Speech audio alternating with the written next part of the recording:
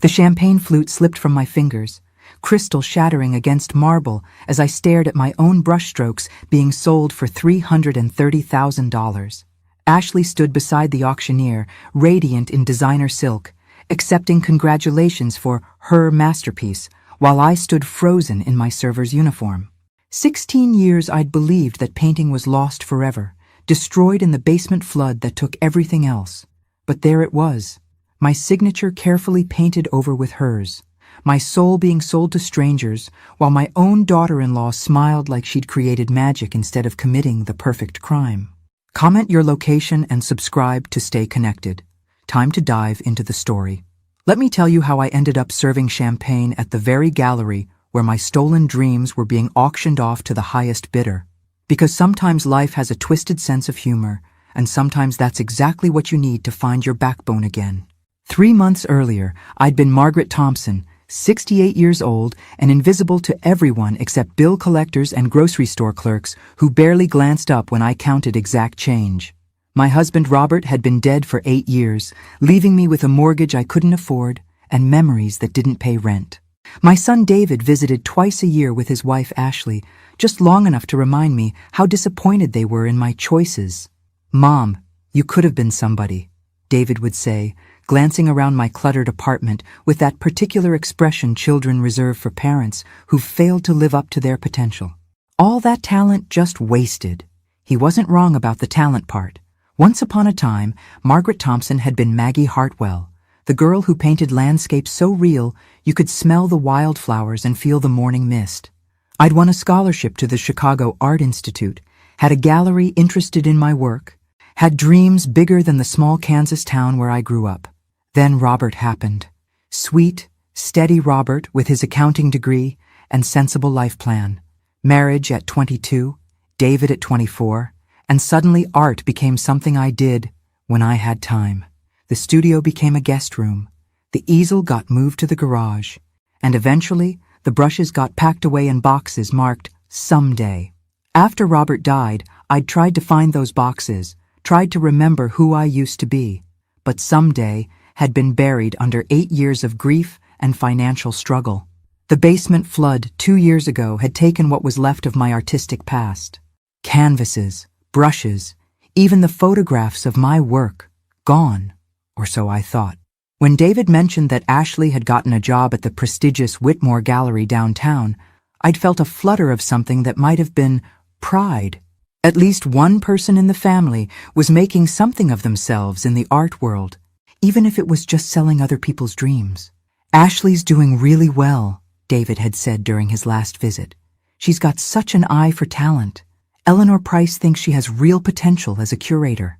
I'd smiled and nodded, playing the supportive mother-in-law role I'd perfected over the years. What else was I going to say? That watching someone else live the life I'd given up made my chest feel like it was filled with broken glass? When Eleanor Price called me personally to offer a job serving at gallery events, I'd been too surprised to say no. "Ashley had recommended me," she said. "Thought I might enjoy being around art again." "It's not much," Eleanor had explained in her crisp, cultured voice. "Just serving champagne and canapés at openings and auctions. But Ashley mentioned you had an artistic background, and I prefer staff who appreciate what we're displaying." The pay was decent, and honestly, I needed the money. Social Security barely covered rent, let alone food and utilities. So I'd said yes, bought a simple black dress that didn't make me look like a discount store refugee, and showed up for my first event 3 weeks ago. The Whitmore Gallery was everything I'd dreamed of in my youth.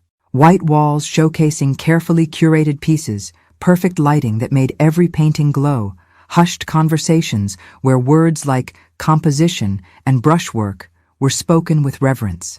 Walking through those rooms with a tray of champagne, I felt like a ghost visiting her own funeral. Ashley had been kind but distant during my first few shifts, acknowledging me with polite nods while she guided wealthy collectors through the exhibitions. She looked perfect in this environment, sophisticated, educated, speaking the language of art with easy confidence. Everything I might have been if I'd made different choices, but tonight was special. Tonight was Ashley's first major auction as assistant curator, featuring emerging contemporary artists. The centerpiece was a landscape piece that Eleanor had called absolutely stunning during the preview. I'd been arranging champagne flutes for the early arrivals when I first saw it, displayed prominently in the main gallery with its own spotlight. The blood had rushed from my head so fast I'd gripped the serving table for support. It was my painting. Not similar to something I might have done, not reminiscent of my style. It was literally the landscape I'd painted of Miller's Creek in the summer of 2008, every brushstroke exactly as I remembered it. The creek winding through tall grass, the old oak tree with its gnarled branches, the afternoon light filtering through leaves I'd spent weeks perfecting, but the signature in the bottom right corner read, A. Thompson, in Ashley's careful script, painted over what I knew had been my own M. Hartwell. I'd stood there staring, telling myself I was wrong, mistaken. Maybe grief and age had scrambled my memories. Maybe I was seeing things that weren't there. But then I'd noticed the tiny flaw that proved it was mine. A spot near the creek where I'd accidentally mixed too much blue into the green and spent hours trying to fix it. The spot that looked like a mistake to everyone else, but meant hours of frustration to the artist who'd created it. My painting, my work, being sold with Ashley's name on it. The auction began at 8, and I served champagne with hands that barely trembled. On the outside, I was invisible Margaret Thompson in her simple black dress. On the inside, I was screaming. When the auctioneer called Lot 17, Ashley Thompson's remarkable debut piece, I'd positioned myself at the back of the room with a perfect view. The bidding started at $50,000. The price climbed steadily as hands shot up around the room, numbers being called that made my minimum wage existence feel even smaller. Ashley stood near the front, her face glowing with false modesty, as people congratulated her between bids. She was wearing the pearl necklace I'd given her for Christmas 2 years ago, back when I could still afford gifts that mattered. 100,000, 150, 200,000. David appeared beside her, his arm around her shoulders, both of them watching their future get brighter with every bid. Their future built on my stolen past. 300,000, 310, 330,000. Going once. That's when the champagne flute fell from my numb fingers, crystal exploding against the marble floor like a gunshot. Heads turned, Ashley's included, and for one terrible moment our eyes met across the crowded room. I saw recognition flash across her face. Not guilt, not shame. Recognition and calculation, like someone doing rapid math in their head. Sold $330,000 for this remarkable piece by Ashley Thompson. Applause filled the room while I knelt to pick up crystal shards with fingers that wouldn't stop shaking. A security guard appeared beside me with a small broom, his voice kind but firm. "Don't worry about it, ma'am. Happens all the time at these events. Why don't you take a break?" I nodded and headed for the staff room, leaving behind the sound of celebration and the sight of Ashley accepting congratulations for selling my soul to strangers. In the tiny break room, I sat on a folding chair and stared at my hands. 68 years old, and I'd just watched my own daughter-in-law steal 16 years of my life in broad daylight. The worst part wasn't even the money, though $330,000 was more than I'd make in a decade of serving champagne. The worst part was how good she was at it. How naturally she accepted praise for work that had cost me months of early mornings and late nights, trying to capture light the way God intended it. But as I sat there surrounded by stacks of gallery programs and empty champagne boxes, something started burning in my chest that wasn't grief or shock. It was rage. Pure, clean rage that tasted like copper pennies and felt like electricity. Ashley Thompson had made a very expensive mistake tonight. She'd assumed that Margaret Thompson, the broken woman in the server's uniform, was the same person as Maggie Hartwell, the artist who'd once had the fire to dream impossible things. Time to remind her exactly who she'd decided to rob. I didn't go home after the auction. Instead, I drove to the all-night diner on 5th Street and ordered black coffee that tasted like regret, while I tried to figure out how a painting I'd watched floodwater destroy 2 years ago had ended up in Ashley's art collection. The memory was crystal clear. I'd been down in the basement looking for David's old baseball cards when the pipe burst.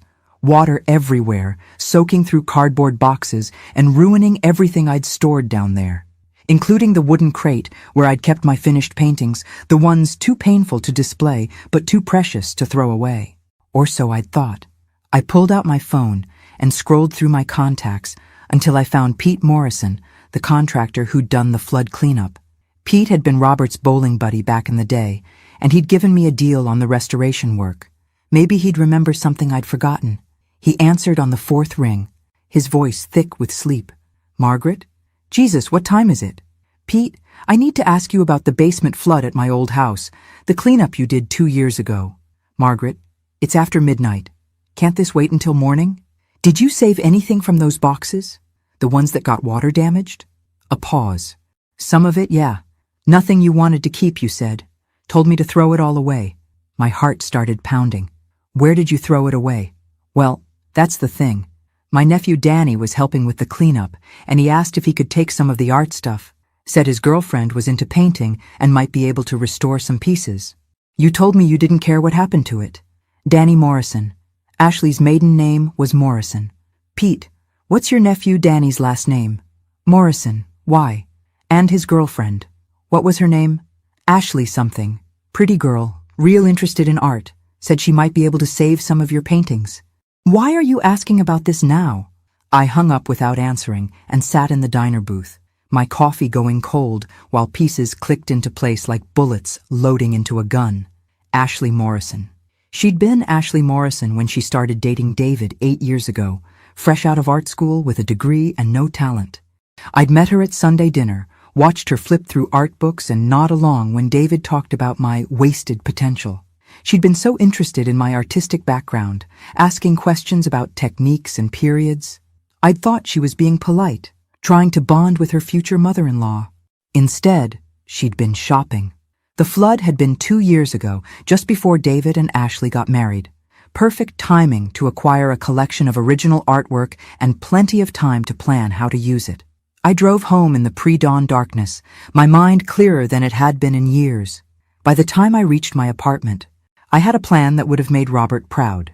He'd always said I was too trusting for my own good, but he'd also taught me to keep detailed records of everything important. In my bedroom closet, behind winter clothes I rarely needed, was a shoebox containing the documentation of my artistic life. Photographs of paintings, sketches, even some old exhibition programs from my college years. Everything I'd need to prove that Ashley Thompson's remarkable debut piece had been painted by Margaret Hartwell in the summer of 2008. I spread the photos across my kitchen table like playing cards, looking for the one I remembered taking of the Millers Creek landscape. There it was, third photo in the stack, showing my painting on the easel in the garage studio. The date stamp on the back read July 15th, 2008. The signature clearly visible was M. Hartwell, but I needed more than old photographs. I needed expert testimony, documentation, something that would hold up if this went legal. I made my first call at 9 in the morning to Dr. Patricia Wells, my old art professor at the community college. Patricia had kept in touch over the years, always encouraging me to get back to painting. She'd know how to verify artistic authenticity. "Margaret, what a lovely surprise. How are you doing?" "I'm doing better than I have in years, actually. Patricia, I need your help with something unusual. How would someone go about proving they painted a specific artwork?" "Well, there are several methods. Photographic documentation, signature analysis, even paint composition testing in extreme cases." "Why do you ask?" I told her everything. Ashley, the stolen painting, the auction, even Pete Morrison's nephew Danny. Patricia listened without interrupting, making occasional sounds that suggested she was taking notes. "Margaret, this is serious fraud we're talking about. Art fraud, the kind that involves federal charges and prison time." "I know. That's why I need to do this right. I can help you document your work and provide expert testimony about your artistic style and techniques. I still have some of your pieces from class, and I kept photographs of student work from that period." "But Margaret, you need to understand what you're taking on. This isn't just about the money." "What do you mean?" "Your daughter-in-law didn't just steal one painting. If she was willing to do this once, she's probably done it before. How many other pieces from your collection did she acquire during that flood cleanup?" The question hit me like ice water. I'd painted dozens of pieces over the years, maybe hundreds if you counted all the studies and smaller works. Pete had said Danny's girlfriend was interested in art stuff, not just one painting. Patricia, I need your help to find out what else she might have taken. Come to my office this afternoon. Bring everything you have. We're going to build a case that will make the art world sit up and take notice. After hanging up, I sat at my kitchen table staring at the photographs scattered across the surface. Each one represented hours of work, pieces of my soul I'd thought were lost forever. How many of them were sitting in Ashley's apartment right now, waiting for their moment in the spotlight? My phone buzzed with a text from David. Ashley told me you were working the auction last night. How exciting that you got to see her big debut. We're taking her to celebrate tonight. Dinner at Romano's at 7 if you want to join us. I stared at the message for a long moment, then typed back, I'd love to hear all about her artistic inspiration. Because if Ashley wanted to play the role of successful artist, she was going to discover that the woman she'd robbed had some very specific questions about where that inspiration came from. And Margaret Thompson, invisible server of champagne and forgotten mother-in-law, was done being polite. Romano's was the kind of restaurant where David took clients he wanted to impress. All white tablecloths and wine that cost more per bottle than I spent on groceries in a month. I arrived precisely at 7, wearing my best dress, and the kind of smile that had gotten me through 40 years of marriage to a man who thought feelings were best kept to yourself. Ashley was radiant, holding court at a corner table, while David beamed beside her like a proud manager who'd discovered the next big thing. She'd changed from her gallery clothes into something soft and artistic, all flowing fabric and carefully arranged jewelry that whispered, successful creative type. Margaret! David stood to hug me, his cologne expensive and his enthusiasm genuine. I can't believe you got to see Ashley's triumph firsthand. What were the odds? Astronomical, I agreed, taking my seat across from them. Ashley, you must be thrilled. $330,000. Quite a return on investment. Her smile flickered for just a moment, too quick for David to notice. I've been working on that piece for months. It's wonderful when something you've poured your heart into finds the right home. Months, I repeated thoughtfully. Tell me about your process. Where did you find inspiration for such a detailed landscape? Ashley's eyes met mine across the candlelit table, and I saw her making calculations. How much did I know? How much did I suspect? How much could she afford to admit? I spend a lot of time outdoors, she said carefully. There's something about natural settings that speaks to me. The way light changes throughout the day, how water moves through landscapes. Miller's Creek is particularly beautiful in summer, I said, watching her face. This time the reaction wasn't quick enough to hide. Ashley's fork paused halfway to her mouth, and David glanced between us with the confused expression of someone who'd missed part of the conversation. I'm sorry, Ashley said. You're painting. It's Miller's Creek, isn't it? The old oak tree. The bend in the water where the current slows down. I used to take David there when he was little. Remember, honey? You loved catching minnows by that fallen log. David lit up with the memory. Oh my God, yes. We used to spend hours there. Ashley, I can't believe you painted our old fishing spot. When did you even see it? Ashley set down her fork with deliberate precision. I explore a lot of locations for inspiration. Sometimes I photograph places and work from memory later. That's fascinating, I said, leaning forward with the enthusiasm of someone genuinely interested. Because I could have sworn I saw some old photographs of that exact spot in my basement before the flood. Same angle, same lighting. What a coincidence that we'd both be drawn to capture it the same way. The silence stretched long enough for David to notice. He looked between Ashley and me with growing confusion. What flood? Margaret, what are you talking about? The basement flood 2 years ago. Remember? When that pipe burst and ruined all my old art supplies and paintings? Pete Morrison did the cleanup. Ashley had gone very still, her professional composure locked in place like armor. David mentioned you used to paint. Such a shame to lose your work that way. Oh, but it wasn't all lost, I said brightly. Pete's nephew Danny helped with the cleanup, and his girlfriend rescued some pieces. Thought she might be able to restore them. Isn't that wonderful? It's nice to know my old work found someone who appreciated it. David was frowning now, pieces clicking together in his engineer's mind. Ashley, your maiden name was Morrison. "Is Danny your cousin?" The waiter chose that moment to appear with our wine, giving Ashley time to construct her response. When he left, her smile was perfectly calibrated, apologetic but not guilty. "I should have mentioned it earlier. Yes, Danny's my cousin. When he told me about the water-damaged paintings, I offered to look at them. Most were beyond saving, but a few had potential. I've been studying restoration techniques." "So you restored Margaret's paintings?" David asked, looking pleased at this family connection he'd somehow missed. "I tried to save what I could," Ashley said. "But restoration can be transformative. Sometimes you end up with something quite different from the original." I nodded thoughtfully. "Different how?" "Well, water damage often obscures original signatures, makes it impossible to authenticate the original artist. And sometimes the restoration work is so extensive that it becomes a collaboration between the original artist and the restorer. The piece becomes something new." She was good, I had to admit, not just at lying, but at constructing lies that sounded reasonable to someone who didn't know better. David was nodding along, clearly impressed by his wife's artistic knowledge and generous spirit. "That's amazing, Ashley. So Margaret's old paintings inspired your new work?" "In a way," she said, meeting my eyes directly. "Sometimes the past provides a foundation for future creativity." I smiled and raised my wine glass. To future creativity built on solid foundations. We drank, and Ashley's hand was steady as glass, but I saw the message in her eyes, clear as painted words. "I know that you know, and I'm not afraid." The rest of dinner passed with surface pleasantries, and David's excited chatter about Ashley's promising career. She'd been accepted into a group show next month, had 2 galleries interested in her work, possibly a solo exhibition in the spring, all built on the foundation of my stolen life's work. When we said goodbye in the restaurant parking lot, Ashley hugged me with the affection of a dutiful daughter-in-law. "Thank you for coming tonight, Margaret. It means so much to have family support." "Family should always look out for each other," I replied, squeezing her back with equal warmth.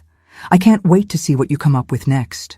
Driving home, I felt lighter than I had in years. Ashley thought she'd won this round by admitting to restoration work while claiming the artistic transformation as her own. She'd constructed a story that protected her from accusations of outright theft while still allowing her to profit from my work. But she'd made 2 critical mistakes tonight. First, she'd underestimated how much I'd learned about strategic patience during 40 years of marriage to Robert Thompson. And second, she'd assumed that Margaret Thompson, grieving widow and occasional champagne server, was the same person as Maggie Hartwell, who'd once been fierce enough to believe she could paint the world exactly as she saw it. Tomorrow, I'd call Dr. Wells and share Ashley's interesting theory about restoration as artistic collaboration. Then I'd call Pete Morrison and ask some very specific questions about exactly which pieces Danny had taken from my collection. Because if Ashley wanted to play the game of artistic attribution and collaborative restoration, I was about to teach her some rules she'd never learned in art school. Starting with the most important one, always know exactly who you're stealing from. Dr. Patricia Wells's office at the community college was exactly as I remembered it from my continuing education classes 15 years ago. Paintings covered every available wall space. Some professional pieces, but mostly student work that showed promise. She'd always believed in displaying potential alongside achievement. "Margaret, you look different," she said, studying me over her reading glasses. "Determined? I like it." I spread my documentation across her desk. Photographs, sketches, even the detailed notes I'd kept about paint colors and techniques for each piece. 40 years of marriage to an accountant had trained me to document everything. "Tell me about this restoration theory Ashley presented," Patricia said, reviewing the photographs. She claimed water damage made original signatures unreadable, and that extensive restoration work creates a collaboration between original artist and restorer, essentially arguing that the restored piece becomes a new work of art. Patricia snorted. "That's complete nonsense from a legal standpoint. Restoration work, no matter how extensive, doesn't transfer artistic ownership. If I restore a damaged Monet, I don't suddenly become co-creator of a Monet. The original artist remains the original artist." She pulled out a magnifying glass and examined the photograph of my Miller's Creek painting. "Besides, This wasn't restoration work. This was forgery. Look at this signature analysis. She pointed to where Ashley's A. Thompson's signature appeared over my original M. Hartwell. Under magnification, you could see the different paint layers. See how the signature sits on top of the painting surface instead of being integrated into the final layer? Your original signature was painted over, not restored. That's deliberate fraud, not artistic collaboration. What would hold up in court? Everything you've brought me, plus I can provide expert testimony about your artistic style and techniques. But Margaret, we need more evidence of the scope of this fraud. How many pieces are we talking about? I handed her the list I'd compiled after calling Pete Morrison that morning. 23 paintings, ranging from small studies to major works like the Miller's Creek landscape. Pete remembered because Danny had borrowed his truck twice to transport everything. My God, Patricia breathed. If she's selling these at auction prices similar to the Miller's Creek piece, we're talking about potential fraud worth millions of dollars. There's something else, I said, pulling out my phone. I did some research on Ashley's artistic career this morning. I'd spent hours online, tracing Ashley Thompson's professional history. Art school graduate with mediocre grades, no gallery representation before marrying David, no sales or exhibitions in her own name until 18 months ago.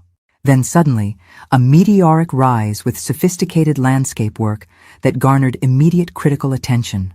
Her artistic style supposedly matured dramatically right around the time of my basement flood, I continued. Before that, her work was described as promising but lacking technical sophistication. Patricia was taking notes rapidly. We need to see her other pieces, the ones she's claimed as original work. I have an idea about that. Ashley mentioned she's in a group show next month at the Riverside Gallery. I could attend the opening. Better than that?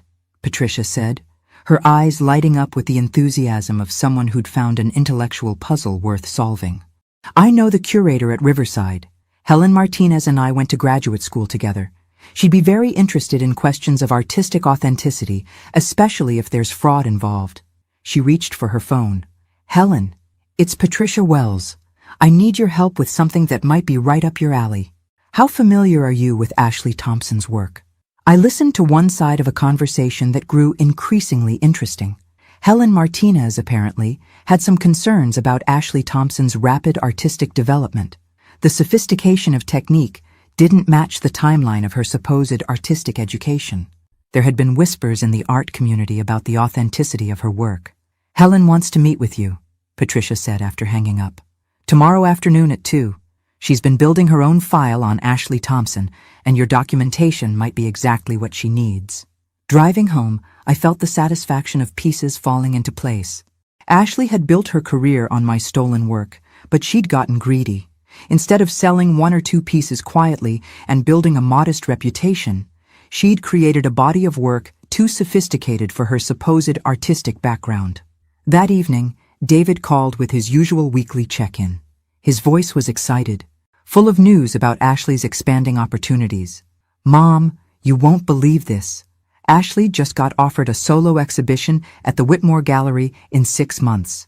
Eleanor Price thinks she could be the next major landscape artist. We're talking about a 20-piece show with sale prices starting at $50,000. 20 pieces. The exact number I'd estimated Ashley had stolen from my collection. That's wonderful, dear. Ashley must be thrilled about the opportunity to display her life's work. She's been working non-stop, preparing new pieces for the show. I barely see her anymore. She's completely focused on making this exhibition perfect. I bet she was. Creating new, original works from stolen paintings probably took considerable time and effort. David, has Ashley ever talked about her artistic influences, where she draws inspiration from? You know, it's interesting you ask. She's mentioned studying historical landscape techniques, looking at how earlier artists captured natural light and water movement. She says, understanding the masters helps her develop her own voice. Understanding the masters, or understanding how to paint over their signatures and claim their work as her own. After hanging up, I sat in my quiet apartment and thought about justice. For 16 years, I'd believed my artistic life was finished. Not just ended, but erased, literally washed away in a basement flood that seemed like final proof that my creative dreams had been foolish all along. But my work hadn't been destroyed. It had been stolen. Its value finally recognized by someone who understood its worth better than I'd understood it myself. Ashley Thompson had built a career on the foundation of my artistic ability, and now she was planning a major exhibition to cement her reputation as a talented landscape artist. She'd made one crucial miscalculation, though. She'd assumed that Margaret Thompson, invisible serving woman in her simple black dress, would never discover what had been taken from her, and even if she did discover it, she'd never have the courage or knowledge to fight back. Tomorrow, I'd meet with Helen Martinez and add my documentation to whatever file she was building. Then I'd attend Ashley's group show opening and see exactly how many of my stolen pieces were being displayed under her name. Because Ashley Thompson was about to learn that some collaborations are less voluntary than others, and some restorations involve giving work back to its rightful creator. Helen Martinez met me at a coffee shop near the Riverside Gallery, carrying a leather portfolio that looked serious enough to contain legal documents. She was younger than I'd expected, maybe 40, with the kind of focused intensity that made her seem like someone who didn't waste time on small talk. "Mrs. Thompson, thank you for meeting with me. Patricia Wells showed me your documentation, and frankly, it confirms suspicions I've had about Ashley Thompson's work for months." She opened her portfolio and spread out photographs of Ashley's pieces from various exhibitions over the past year. 8 paintings total, all landscapes, all showing a level of technical sophistication that Helen found suspicious. "Look at this progression," she said, pointing to dates and venues. 18 months ago, Ashley Thompson was a recent art school graduate with basic skills. Then suddenly, she produces work like this. The photographs showed paintings I recognized, though Ashley had done enough alteration work that casual observers might not notice. My summer meadow study had become her wildflower reverie. My winter stream scene was now titled Frozen Contemplation. "The technical jump is impossible," Helen continued. "You don't go from student-level work to this kind of mastery in 18 months. Not without years of intensive study or access to work by master artists. Or access to finished paintings you can claim as your own," I said quietly. "Exactly. Patricia explained your flood situation and the connection through Ashley's cousin. Mrs. Thompson, I believe Ashley has been systematically passing off your work as her own, probably for over a year." Helen pulled out another set of photographs, these showing detailed shots of signatures and brushwork. "I've been documenting every piece of hers I could access. Look at these signature overlays." Under close examination, each painting showed the same pattern. Original signatures painted over with Ashley's careful script, just like the Miller's Creek landscape that had sold for $330,000. "This is systematic art fraud," Helen said firmly, "and next week's group show will give us the opportunity to document it properly. What do you need from me?" "I need you to attend the opening as my guest. Bring your documentation and be prepared to identify your original work. I'll have a photographer there to document everything we find." She handed me a business card. "There's something else you should know. I've been in contact with the FBI's art crime team. They've been investigating a rise in art fraud cases involving emerging artists, and Ashley Thompson's rapid success fits their pattern." FBI. The weight of what Ashley had done was starting to sink in. This wasn't just a family dispute about old paintings. This was federal crime. "Helen, what happens to David? My son. He has no idea what Ashley has been doing. If he's genuinely uninvolved, he should be fine legally. But Mrs. Thompson, this is going to destroy their marriage. Financial fraud, criminal charges, prison time. Your daughter-in-law is looking at serious consequences." I thought about David's excited phone calls, his pride in Ashley's success, his plans for their future built on her artistic career. 42 years old, and still naive enough to believe the best about people he loved. "He deserves to know the truth," I said finally. "The truth will come out regardless. The question is whether you want to control how and when, or let the FBI investigation proceed without your input." Friday morning, 1 week before the group show opening, I called David and asked him to meet me for lunch. He suggested our usual place, a casual restaurant where he could eat quickly between client meetings. He arrived exactly on time, already checking his phone for messages while he kissed my cheek in greeting. Success in his engineering consulting firm had made him busier but not necessarily happier.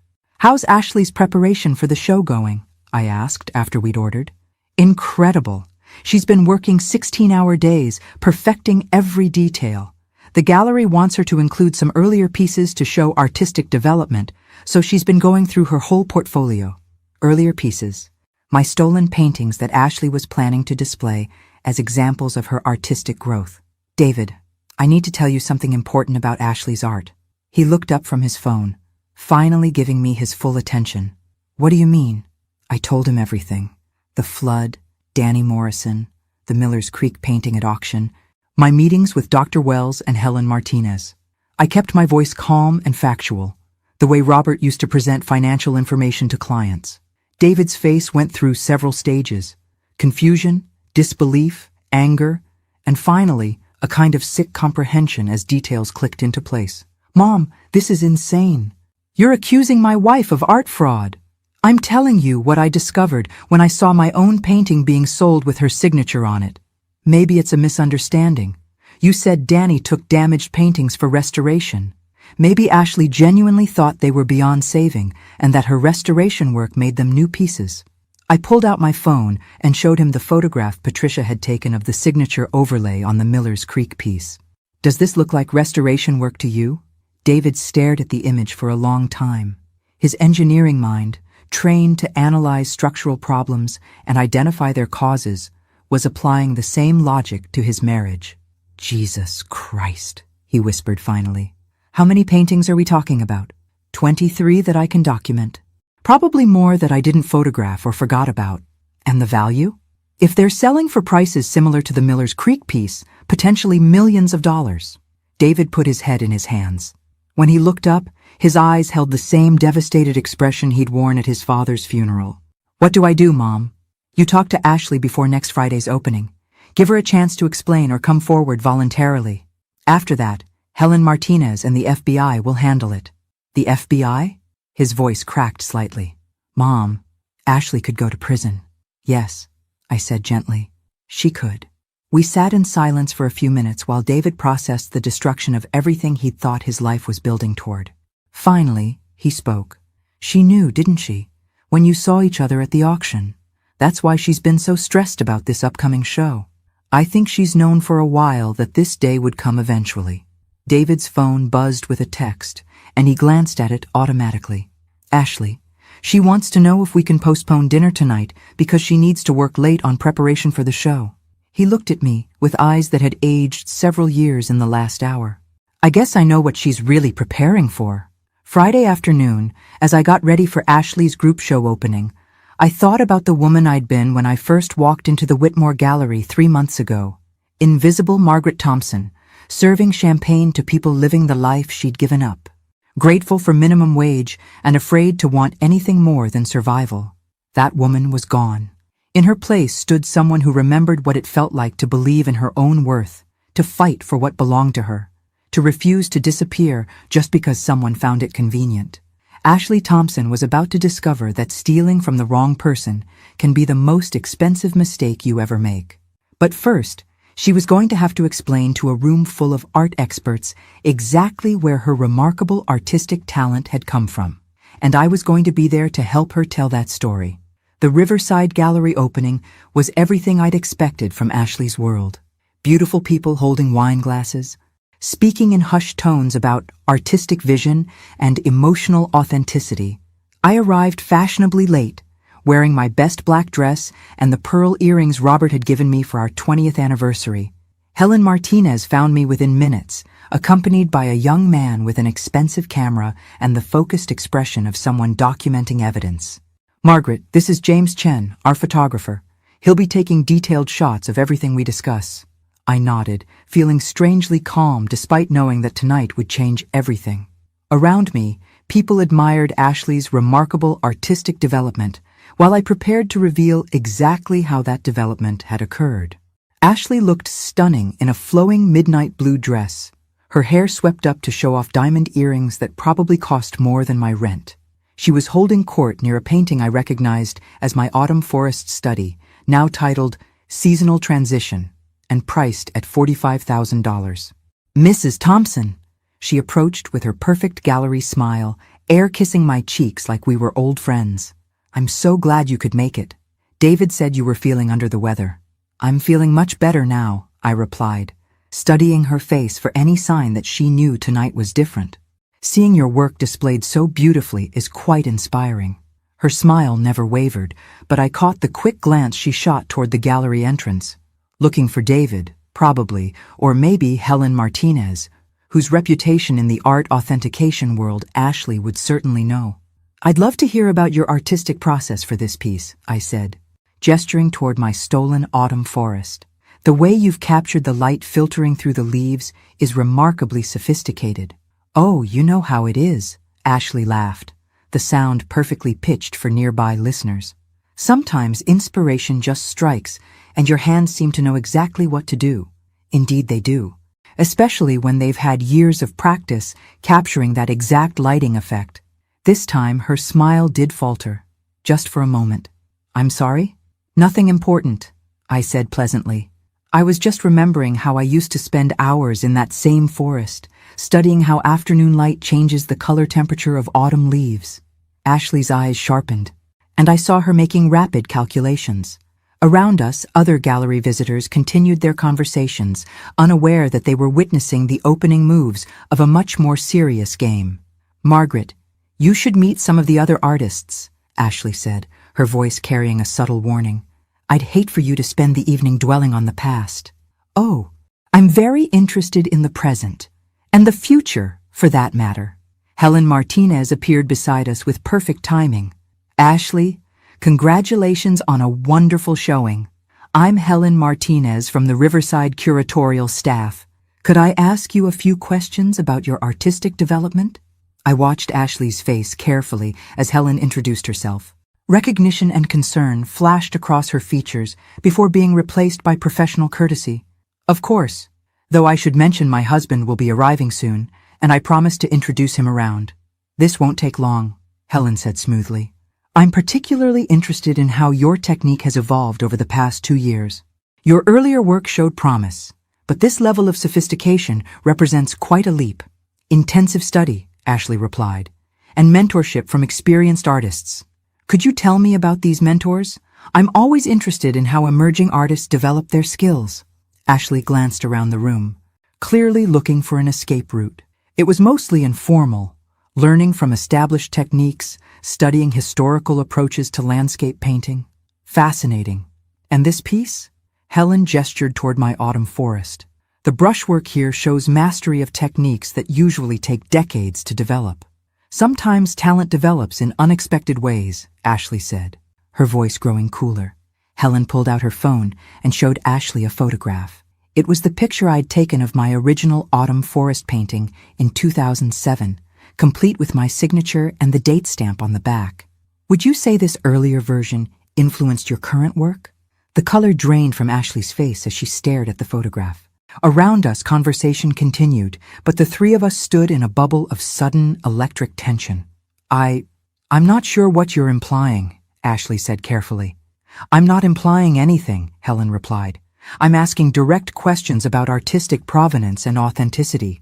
Questions that the FBI art crime team will also be asking next week. Ashley's composure finally cracked. I think this conversation is over. Actually, I said quietly, I think it's just beginning. Because you see, Ashley, that photograph Helen just showed you? I took it 13 years ago of a painting I created. The same painting you've been selling as your own work. Ashley looked between Helen and me, her perfect gallery persona dissolving into something closer to panic. You can't prove anything. Oh, but we can, Helen said pleasantly. Signature analysis, paint composition testing, photographic documentation going back over a decade. Mrs. Thompson has been remarkably thorough in documenting her artistic work. David chose that moment to arrive, and I watched Ashley's face as she saw him approaching. He looked terrible, hollow-eyed and exhausted, like a man who'd spent the week watching his entire world collapse. Ashley, he said quietly when he reached us, we need to talk. Not here, she hissed. Not now. Then where? When? After the FBI arrests you? The words carried further than David intended, and nearby conversations began to falter as people turned to look at us. Ashley's career was built on reputation and connections, and David had just threatened both in front of her professional community. "David, you're causing a scene," Ashley said through gritted teeth. "I'm causing a scene? You've built our entire life on stolen art, and I'm the one causing problems?" Helen stepped smoothly between them. "Perhaps we should continue this discussion somewhere more private." But Ashley was already moving, pushing through the crowd toward the gallery's back exit. I followed, my heart pounding with the knowledge that everything was finally coming to a head. In the alley behind the gallery, Ashley turned on me with fury that was no longer hidden behind professional courtesy. "You vindictive old woman. You couldn't stand that someone actually made something of your mediocre work. My mediocre work that you've sold for hundreds of thousands of dollars. Work that was rotting in your basement. Work you'd given up on. I saved those paintings and made them mean something." David stared at his wife like he'd never seen her before. "Ashley, you stole from my mother. I rescued art from oblivion and gave it the recognition it deserved. Your mother was serving champagne for minimum wage while masterpieces gathered dust in her apartment." The casual cruelty of her words hit me like a physical blow. In Ashley's mind, I was just an obstacle to be removed. My life's work nothing more than raw material for her ambitions. "You're right about one thing," I said quietly. "I had given up, but you made a mistake, Ashley. You assumed I'd stay given up." Police sirens were growing louder in the distance. Helen had apparently made good on her threat to involve law enforcement. Ashley heard them too. Her expression shifted from fury to calculation as she realized her options were narrowing rapidly. "This isn't over," she said, looking directly at me. "You have no idea what you're destroying." "I have every idea," I replied. "I'm destroying a criminal enterprise built on my stolen life's work, and I'm enjoying every minute of it." The police cars turned into the alley, their lights painting the brick walls in red and blue. Ashley Thompson's career as a celebrated emerging artist was about to come to an abrupt end, but my career as someone who refused to be invisible was just getting started. The arrest was surprisingly anticlimactic. No dramatic handcuffs or shouting, just two federal agents in dark suits explaining Ashley's rights while she maintained her composure with the skill of someone who'd been preparing for this moment. "Mrs. Hayes, you're under arrest for conspiracy to commit art fraud, wire fraud, and money laundering. You have the right to remain silent." I watched from the gallery doorway as they led her to an unmarked sedan. David stood motionless in the alley, looking like someone who'd just witnessed a car accident involving his entire future. Agent Sarah Martinez, no relation to Helen, apparently found me 20 minutes later as I sat in the gallery's back office giving my statement to a young FBI technician named Williams. "Mrs. Thompson, we're going to need your cooperation for the investigation. This case appears to be larger than we initially suspected." "Larger how?" Agent Martinez sat across from me, her expression serious. "Your daughter-in-law wasn't working alone. We've been tracking a network of art fraud cases involving restoration work on supposedly damaged pieces. Ashley Thompson was part of a sophisticated operation. The implications hit me like ice water. How many other artists has she stolen from? We're not sure yet. But we've identified at least 12 other cases where emerging artists have shown suspicious improvements in technical skill, often coinciding with access to collections of damaged artwork." Williams looked up from his laptop. "Mrs. Thompson, when you spoke with Pete Morrison about the cleanup, did he mention anyone else being interested in the damaged paintings?" "Danny Morrison was the only one he mentioned, Ashley's cousin." "We need to talk to Danny Morrison," Agent Martinez said, "and we need a complete inventory of every piece that was taken from your collection." Over the next 3 hours, I provided the most detailed artistic autobiography of my life. Every painting I could remember, techniques I'd used, even the specific brands of paint I'd preferred. Williams photographed my documentation while Agent Martinez asked questions that revealed just how much the FBI already knew about Ashley's operation. "Mrs. Thompson, did Ashley ever mention other artists she was mentoring or collaborating with?" I thought back to gallery conversations I'd overheard during my champagne-serving days. She mentioned studying with historical landscape techniques, but I assumed she meant books or museum visits. We think she meant studying actual historical paintings that had been reported as damaged or destroyed. Insurance fraud combined with art theft, essentially. The scope of what Ashley had been involved in was staggering, not just stealing from one grieving widow, but participating in a systematic looting of American artistic heritage. David found me in the FBI office at midnight, looking like he'd aged a decade in a single evening. "Mom, I'm so sorry. I had no idea." "I know, honey. She's been lying to me for years, about everything. Her family background, her artistic training, even how we met." Agent Martinez looked up from her files. "Mr. Thompson, what do you mean about how you met?" David rubbed his eyes tiredly. "Ashley told me she was working as a gallery assistant when we met. But tonight I found out she was actually working for a restoration company that specialized in insurance claims. She'd been targeting collections that had suffered damage. "Including mine," I said quietly. "Including yours. She researched you after learning about the flood through Danny. Found out you were a widow with no close family, someone who wouldn't be likely to pursue legal action even if she discovered what had been taken." The calculated nature of Ashley's crime was somehow worse than random theft. She'd studied my life, identified me as a suitable victim, and built a relationship with my son specifically to gain access to my stolen artwork. "There's something else," David continued. "I found files in her home office, documentation about other artists, other collections. Mom, Ashley wasn't just stealing your work. She was running a business built on art fraud." Agent Martinez leaned forward. "What kind of documentation?" "Photographs, research notes, even financial projections about the value of stolen pieces. She had folders on dozens of artists." "David, we need to see those files," Agent Martinez said. "Tonight, if possible. They're in our home safe. Ashley doesn't know I have the combination." By 3 a.m, I found myself sitting in Ashley and David's pristine living room while FBI agents photographed the contents of a safe that contained the business records of a multi-million-dollar art fraud operation. The files were meticulous. Ashley had documented everything: where pieces were acquired, how much restoration work was needed to make them saleable, which galleries were likely to accept questionable provenance, even which art critics could be influenced to write positive reviews.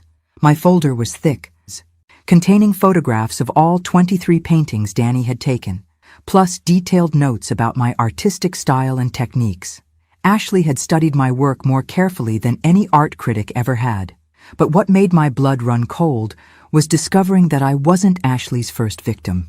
The files revealed a pattern going back 5 years, targeting elderly artists whose work had been reported as damaged or destroyed. Insurance payouts for lost collections that were actually being sold through Ashley's gallery connections.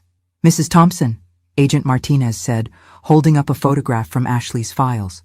"Have you ever seen this woman?" The photo showed an elderly woman, maybe 75, standing beside a painting of ocean waves. Her face was radiant with pride and accomplishment. "I don't think so." "Who is she?" "Eleanor Caldwell. She died 2 years ago, supposedly in poverty, despite being a talented marine artist. Her family donated her remaining work to charity after her death." Agent Martinez showed me more photos from Eleanor's file. Dozens of paintings, all documented with the same meticulous attention Ashley had given my collection. We think Eleanor Caldwell's family was told her work had been destroyed in a house fire. Meanwhile, Ashley was selling Eleanor's paintings through high-end galleries, claiming them as her own early experiments with marine landscapes. The scope of Ashley's operation was breathtaking. Not just theft, but systematic looting disguised as artistic development, preying on families who trusted that their loved ones' legacies were being properly handled. "How many artists total?" I asked. "We've identified 15 cases so far. Estimated value of stolen artwork approaches $8 million. $8 million worth of stolen dreams, stolen legacies, stolen life's work. Artists who died thinking their contributions to the world had been lost to floods and fires and accidents, never knowing their work was being celebrated and sold under someone else's name."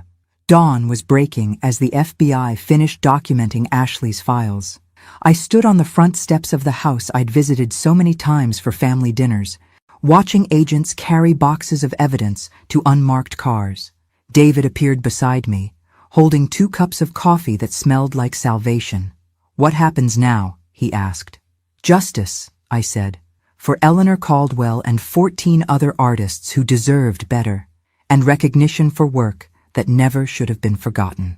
The morning sun was painting the sky in shades of gold and pink, the kind of light that had inspired every landscape painting I'd ever created.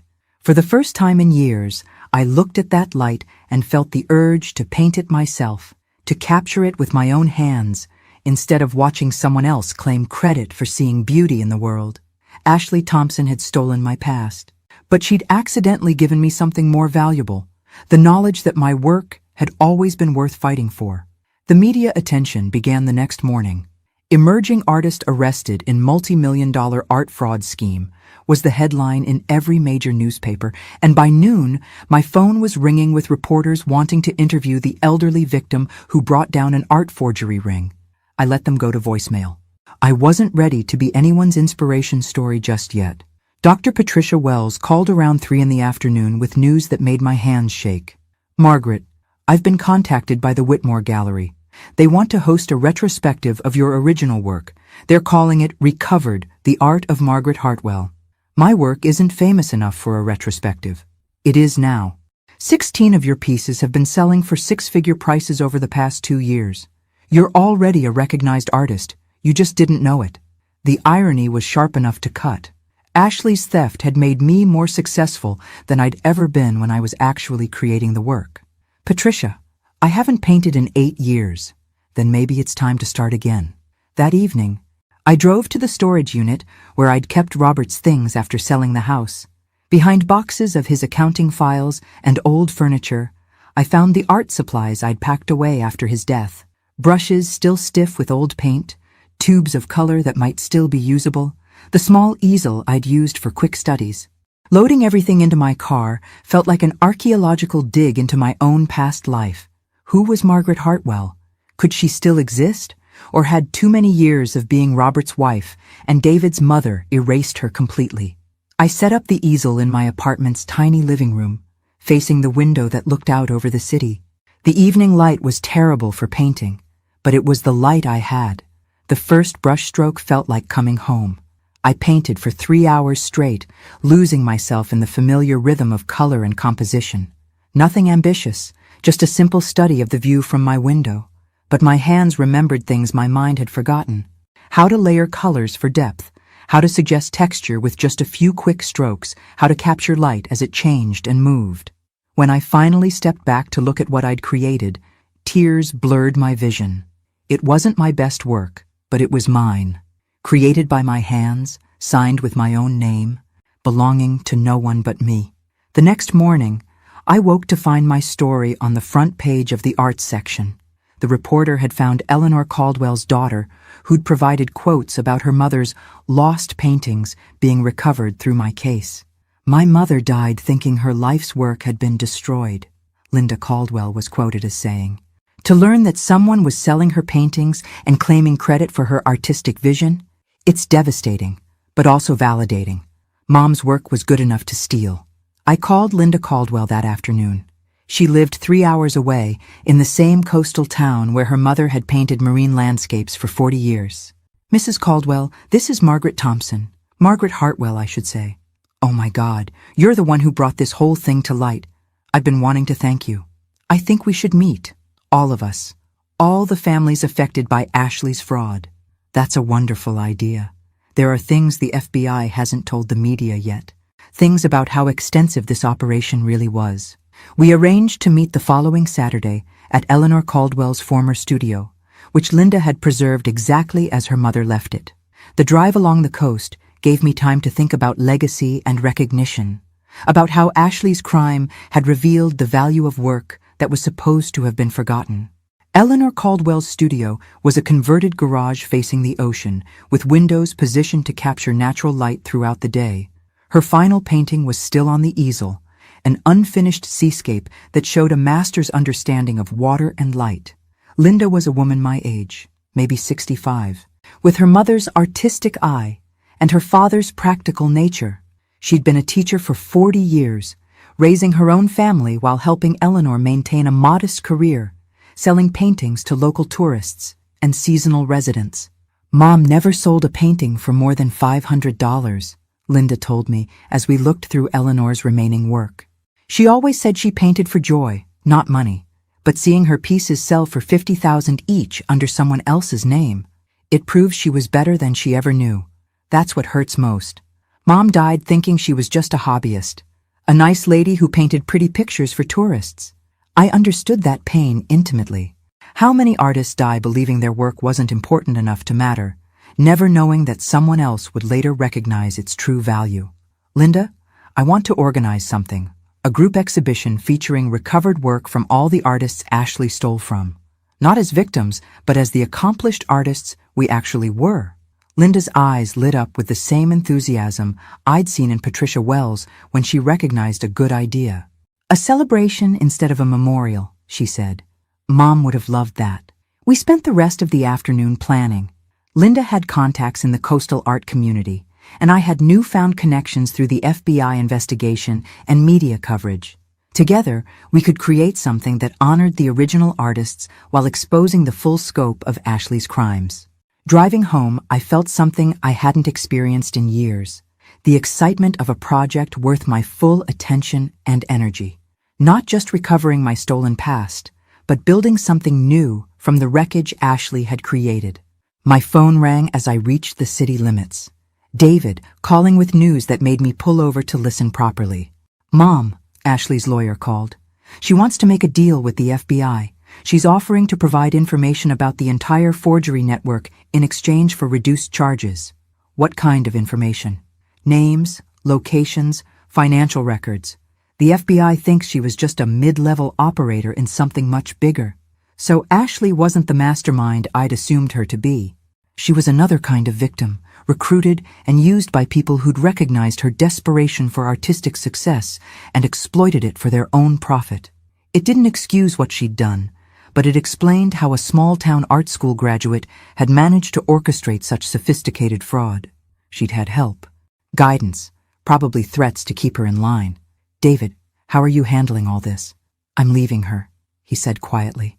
I have to, not just because of the fraud, but because she looked me in the eye for 3 years and lied about everything that mattered. I can't rebuild a marriage on that foundation. I thought about Robert, about 40 years of marriage built on honesty and shared values. David deserved that kind of partnership, not a relationship founded on calculated deception. I'm sorry, honey. I know you loved her. I loved who I thought she was. Turns out that person never existed. After hanging up, I sat in my car watching sunset light paint the sky in colors that demanded to be captured on canvas. Tomorrow, I'd call the Whitmore Gallery about the retrospective. I'd start planning the group exhibition with Linda Caldwell. I'd begin the process of reclaiming Margaret Hartwell from the ashes of Margaret Thompson's invisible life. Ashley had stolen my past, but she'd accidentally shown me that I still had a future worth fighting for. The phone call came at 6 in the morning on a Tuesday, 3 weeks after Ashley's arrest. Agent Martinez sounded exhausted but grimly satisfied. Mrs. Thompson, we need you to come in immediately. Ashley's cooperation has uncovered something we didn't expect. What kind of something? She wasn't just stealing from individual artists. She was part of a network that's been systematically looting museum storage facilities, insurance salvage operations, even estate sales. We're talking about organized crime on a national scale. An hour later, I sat in the FBI field office looking at photographs and documents that revealed the true scope of what Ashley had been involved in. Names, addresses, financial records stretching back over a decade. A criminal enterprise that had stolen millions of dollars worth of art from dozens of sources. This isn't just fraud, Agent Martinez explained. This is cultural theft. They've been erasing artistic legacies and redistributing them for profit. The centerpiece of Ashley's cooperation was a ledger containing detailed records of every piece that had been processed through their operation. Artists' names, acquisition methods, sale prices, gallery connections, a business plan for the systematic destruction of American artistic heritage. Mrs. Thompson, Your case was the key that broke this open. Without your documentation and willingness to pursue prosecution, we never would have discovered the full network. I studied the photographs of other stolen works, recognizing styles and techniques from different periods and regions. Abstract expressionist pieces from the 1960s, folk art from rural communities, even some works that appeared to be from museum collections. How is that possible? Museums have security, authentication procedures. Storage facilities are less secure than exhibition areas. Many museums have thousands of pieces in storage that rarely get reviewed or inventoried. A few missing items can go unnoticed for years, especially if they're replaced with documentation claiming the pieces were damaged or destroyed. Agent Martinez handed me a folder marked Recovery Operations. Inside were photographs of artwork being returned to families, museums and estate collections that had been told their pieces were lost forever. "This is what your courage made possible," she said. 17 families have gotten their loved ones' work back. 4 museums have recovered pieces they thought were permanently lost, and we've identified the location of approximately 300 additional stolen pieces. I looked at photo after photo of people holding paintings, sculptures, drawings, artists' legacies returned to their rightful owners, elderly women like Linda Caldwell seeing their mother's work again, adult children discovering that their father's sculptures hadn't been destroyed in warehouse fires after all. What happens to Ashley? She'll serve time, but probably less than if she hadn't cooperated. The information she's provided will help us prosecute the organizers of this operation, people who've been stealing from artists for over a decade. That afternoon, I drove to David's apartment. He'd moved out of the house he'd shared with Ashley within days of her arrest. He looked healthier than he had in weeks, like someone who'd stopped carrying a weight he hadn't realized was there. "Mom, I've been thinking about what you said about rebuilding your artistic career. What about it? I want to help, not financially. I know you don't need that anymore, but practically. You're going to need a studio, proper equipment, maybe assistance with exhibitions and marketing." The offer touched me more than he probably realized. David had spent years politely dismissing my artistic ambitions as hobbies, and now he was offering to help make them real. "David, are you sure? You have your own career to rebuild. My career is fine. It's my life that needs rebuilding. I want to do something that matters, something that helps instead of just making money." We spent the evening making plans. David would use his engineering background to help design a proper studio space, and his business connections to navigate the practical aspects of launching an artistic career at 68. I would focus on creating new work and organizing the group exhibition Linda Caldwell and I had been planning. The Whitmore Gallery had agreed to host Recovered, the Art of Margaret Hartwell in 6 months, giving me time to create new pieces alongside the exhibition of my original work. Eleanor Price had been surprisingly enthusiastic about the project, perhaps recognizing the publicity value of being associated with a case that had received national attention. "Margaret, you've become something of a folk hero in the art world," Eleanor had told me during our planning meeting. "The artist who brought down a forgery ring. People are fascinated by your story. I didn't want to be a folk hero. I wanted to be an artist. But if notoriety helped me rebuild my career and honor other stolen legacies, I could accept being both." That evening, I set up my easel and began work on a painting I'd been planning for weeks. Not a landscape this time, but a portrait. Eleanor Caldwell, painted from the photograph Linda had shown me, standing beside her easel with the ocean behind her. I wanted to capture something specific in Eleanor's expression, the quiet satisfaction of someone who knew her work was good, even if the world didn't recognize it yet. The confidence of an artist who painted for the right reasons, regardless of external validation. As I worked, I thought about legacy and recognition, about the difference between being seen and being valued. Ashley had made my work visible, but she'd tried to erase me in the process. The real victory wasn't recovering my stolen paintings. It was rediscovering the woman who'd created them. The phone rang at 11, interrupting my concentration. Linda Caldwell, calling with excitement that carried clearly across the phone line. "Margaret, I just got a call from the Norton Museum. They want to participate in our group exhibition. They're offering to host it in their main gallery, with full museum backing. A major museum exhibition. for artists who'd been told their work wasn't important enough to preserve. Linda, that's incredible. There's more. The FBI investigation has identified 43 artists whose work was stolen by this network. 43 families who thought their loved ones' legacies were gone forever. I thought about Eleanor Caldwell's unfinished seascape, still sitting on her easel like a promise waiting to be kept. About my own work, rescued from Ashley's fraud and returned to my name. About artists whose greatest recognition had come after someone tried to steal their contributions to the world. Linda, we're not just organizing an exhibition, we're building a monument. To what? To the idea that no artist's work should ever be forgotten, and no thief should ever be allowed to steal someone else's vision of beauty. As I hung up and returned to my painting of Eleanor Caldwell, I realized something had fundamentally changed in how I saw my own life. 3 months ago, I'd been Margaret Thompson, invisible widow serving champagne to people living the life she'd given up.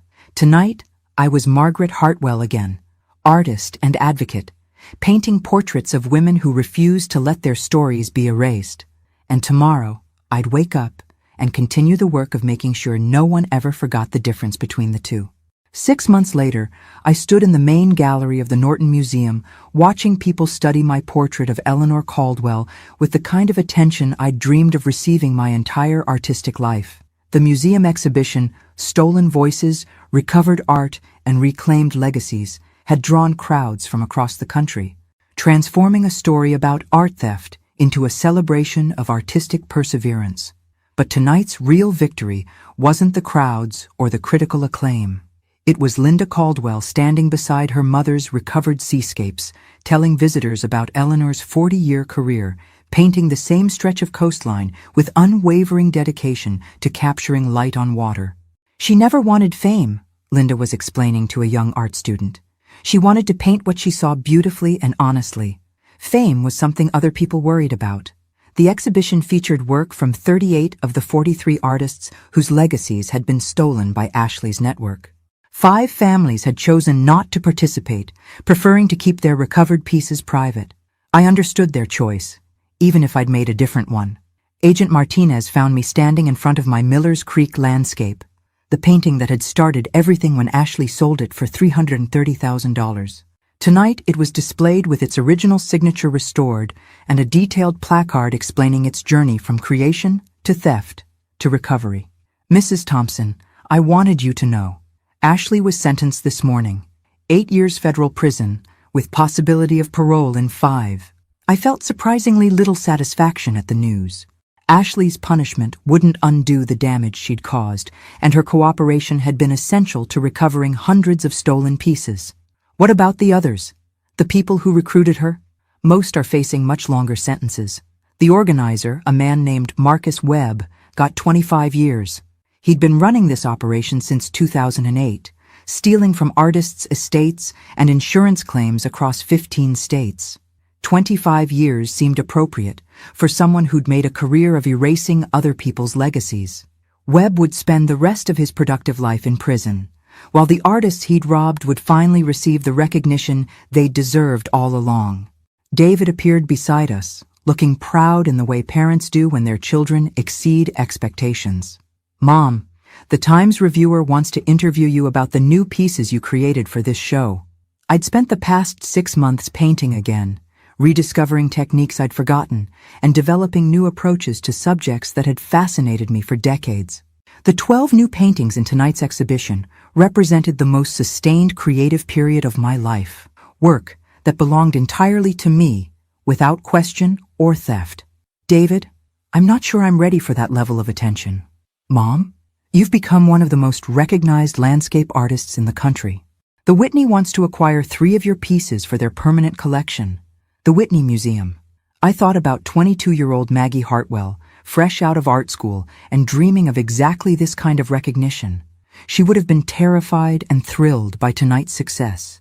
At 68, I felt mostly grateful. Dr. Patricia Wells joined our small group, carrying a champagne flute and wearing the satisfied expression of someone whose faith in a student had been completely vindicated. Margaret, I have news that I think will interest you. The community college wants to establish the Margaret Hartwell Scholarship for non-traditional art students. People who are returning to their artistic careers after raising families or changing life directions. Patricia, I can't have a scholarship named after me. I'm still learning how to be an artist again myself. That's exactly why you should have it named after you. You're proof that it's never too late to reclaim your creative life.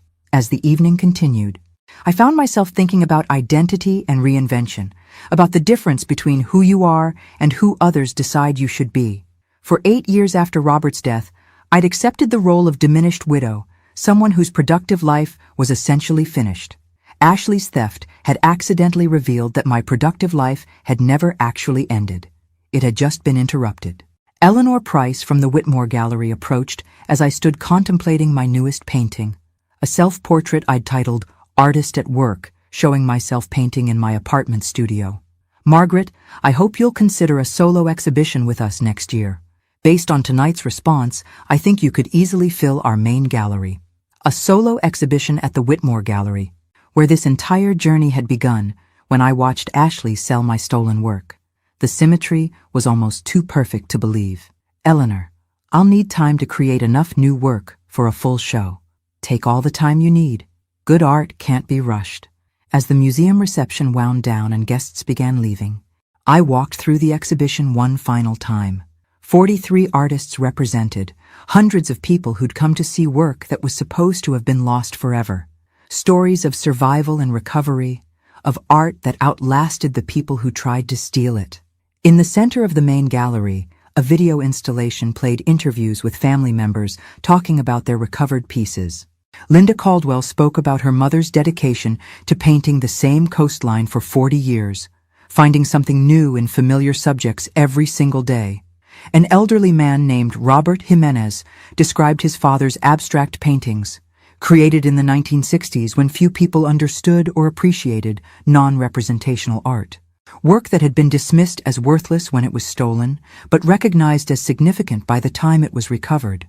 Each story was different, but they all shared the same themes: persistence, dedication to artistic vision regardless of external recognition, and the belief that creating beauty was a worthy way to spend a life. As I stood watching these testimonials, I realized that Ashley had accidentally given me something more valuable than the money she'd made from my stolen work.